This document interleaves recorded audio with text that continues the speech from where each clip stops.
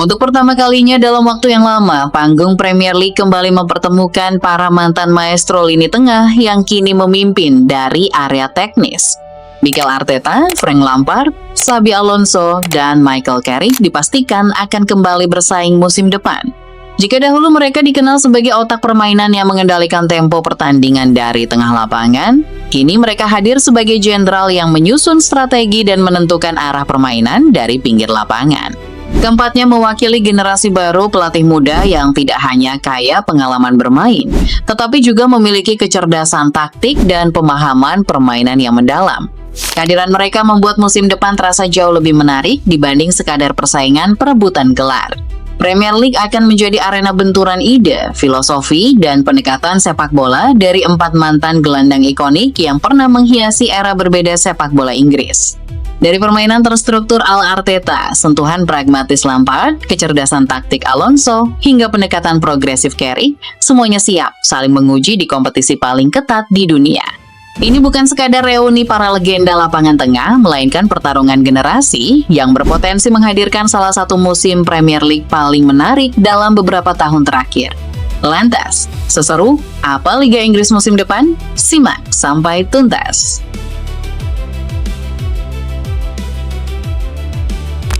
Ada alasan mengapa begitu banyak mantan gelandang yang sukses beralih menjadi pelatih. Posisi gelandang sejak dulu dianggap sebagai otak permainan, pemain yang harus memahami ritme pertandingan, membaca ruang, mengatur tempo, sekaligus menjadi penghubung antara pertahanan dan serangan. Saat masih aktif bermain, mereka dituntut mengambil keputusan dalam hitungan detik, kemampuan yang kemudian menjadi modal berharga ketika berdiri di pinggir lapangan sebagai pelatih. Dalam beberapa tahun terakhir, tren itu semakin terlihat jelas. Nama-nama seperti Pep Guardiola, Xabi Alonso, Mikel Arteta, hingga Xavi Hernandez membuktikan bahwa mantan gelandang memiliki kemampuan alami untuk menerjemahkan permainan ke dalam strategi dan taktik. Mereka tidak hanya memahami cara bermain sepak bola, tetapi juga memahami bagaimana membangun sebuah sistem yang mampu memenangkan pertandingan. Nama pertama yang tentu tidak bisa dilewatkan adalah Mikel Arteta. Di antara 4 mantan maestro lini tengah ini, Arteta merupakan sosok yang paling dulu membuktikan kapasitasnya sebagai pelatih elit.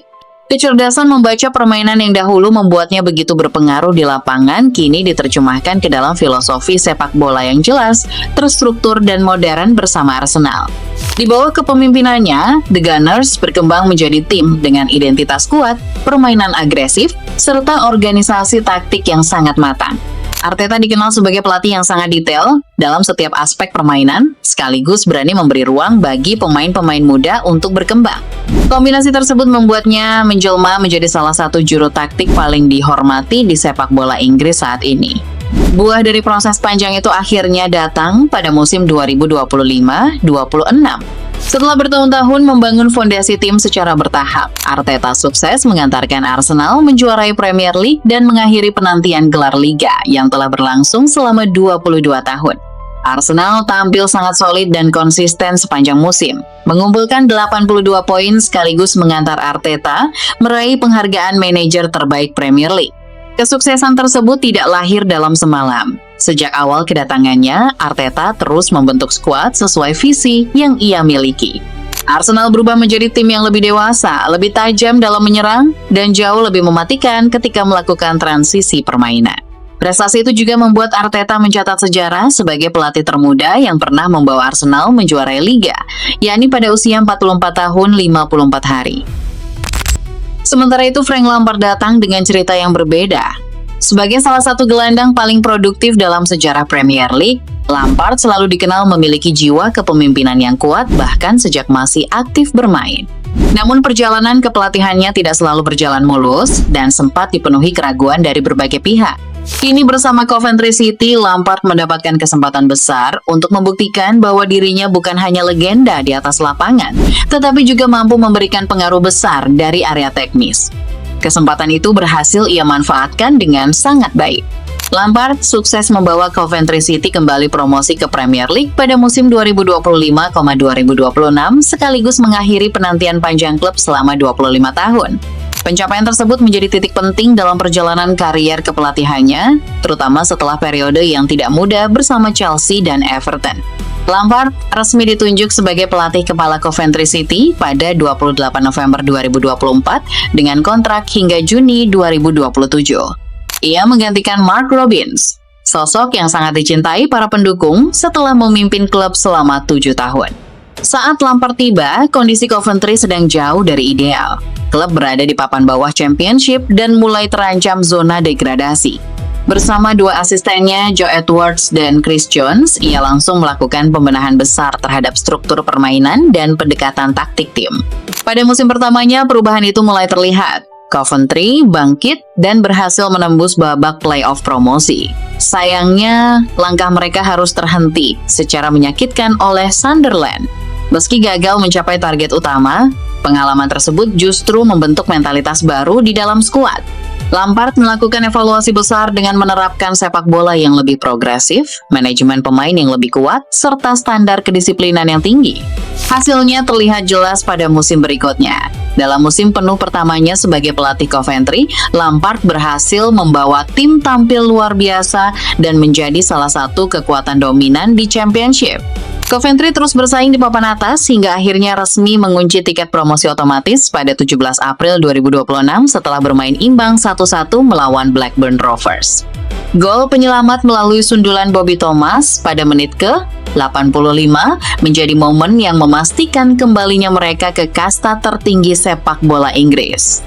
Pesta belum berhenti di sana. Skuad asuhan Lampard kemudian melengkapi musim luar biasa mereka dengan memastikan gelar juara Championship 2025-26 usai meraih kemenangan telak atas Portsmouth pada pertandingan berikutnya.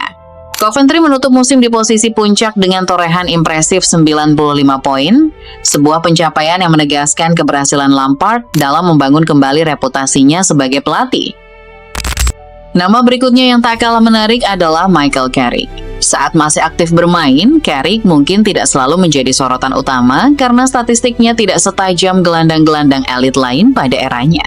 Namun justru disitulah letak keistimewaannya. Ia adalah sosok yang menjaga keseimbangan permainan, mengatur ritme, dan memastikan seluruh sistem berjalan dengan baik tanpa banyak menarik perhatian. Karakter tersebut kini terlihat jelas dalam filosofi kepelatihannya. Ketenangan, visi bermain, dan kecerdasan membaca situasi yang dulu menjadi ciri khasnya sebagai pemain perlahan diterjemahkan ke dalam pendekatan taktik yang lebih terstruktur. Jika dipercaya memimpin Manchester United dalam jangka panjang, Carrick membawa harapan lahirnya kembali identitas permainan yang stabil dan terorganisasi di Old Trafford. Harapan itu bukan tanpa alasan. Carrick berhasil membawa Manchester United kembali ke Liga Champions musim depan setelah menjalani periode yang luar biasa sebagai manajer interim sejak Januari 2026. Penyelamatan impresif tersebut membuat manajemen Setan Merah akhirnya mengambil keputusan untuk mempermanenkan statusnya sebagai manajer tetap hingga tahun 2028. Carrick resmi ditunjuk sebagai manajer interim pada 13 Januari 2026 setelah Manchester United memecat Ruben Amorim. Saat itu, situasi tim jauh dari ideal. Setan Merah masih tertahan di peringkat ke-7 klasemen Liga Primer dan mulai kehilangan arah dalam persaingan papan atas. Tantangan pertama yang dihadapi Carrick pun langsung datang dalam bentuk derby panas melawan Manchester City. Namun ia berhasil melewati ujian awal tersebut dengan sangat baik. Kemenangan krusial atas rival sekota bukan hanya memberikan 3 poin penting, tetapi juga mengembalikan kepercayaan diri para pemain yang sempat menurun. Dari sana, perlahan perubahan mulai terlihat di tubuh Manchester United. Carrick langsung meninggalkan sistem 3 back peninggalan Amorim dan mengembalikan tim ke formasi tradisional 4-2-3-1 yang lebih dinamis. Pendekatan yang ia gunakan berfokus pada perlindungan bola yang kuat, transisi serangan balik cepat, serta fleksibilitas para pemain depan dalam menciptakan peluang. Dari total 16 pertandingan di bawah arahannya, Setan Merah membukukan 11 kemenangan, 3 hasil imbang, dan hanya 2 kekalahan.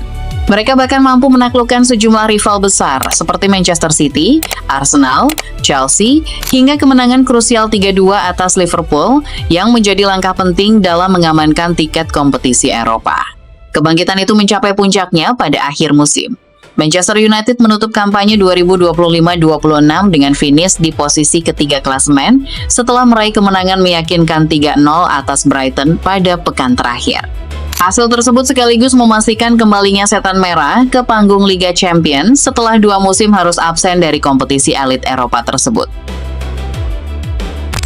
Sementara itu, sosok terakhir dalam daftar ini mungkin merupakan nama yang paling identik dengan kecerdasan taktik alami, yakni Xabi Alonso.